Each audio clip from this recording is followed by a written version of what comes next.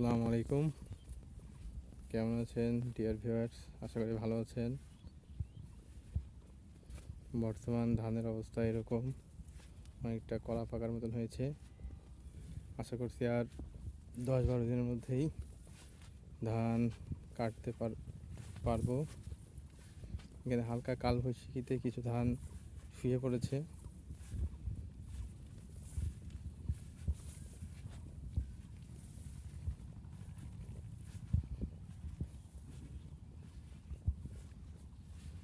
কেমন হয়েছে ধান জানাবেন।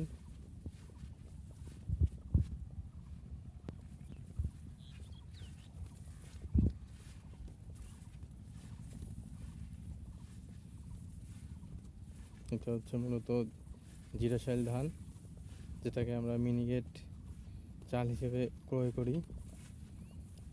তবে একটা হতাশার বিষয় হচ্ছে, সরকার যে রেটে ধান দাম দিয়েছে, কৃষকরা সেই দাম পায় না। ন্যায্য মূল্যের অভাবে প্রতিটি কৃষকই চরম হতাশাগ্রস্ত।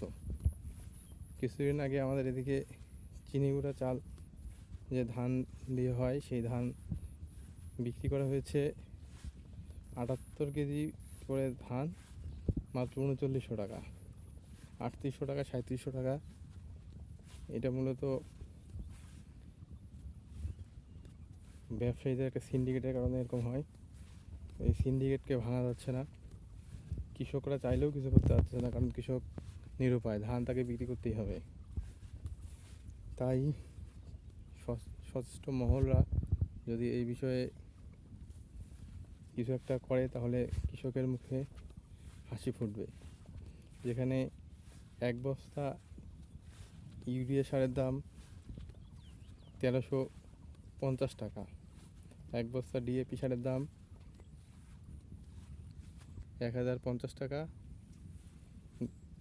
এক বস্তা পটাশের দাম চিকনটা যদি আপনি ডিলারের কাছ থেকে নেন তাহলে পড়বে 1020 টাকা, আর যদি আপনি খোলা মার্কেটে কেনেন তাহলে পড়বে 1200 টাকা। এত দাম দিয়ে সব কিছুর দাম বেশি, একটা কৃষক কীভাবে চলবে বুঝতে পারছেন। ধান কাটতে মেবি 5000 থেকে 6000 টাকা বিঘা নেবে। এরপর ধান শুকাইতে হবে। আসসালামু আলাইকুম।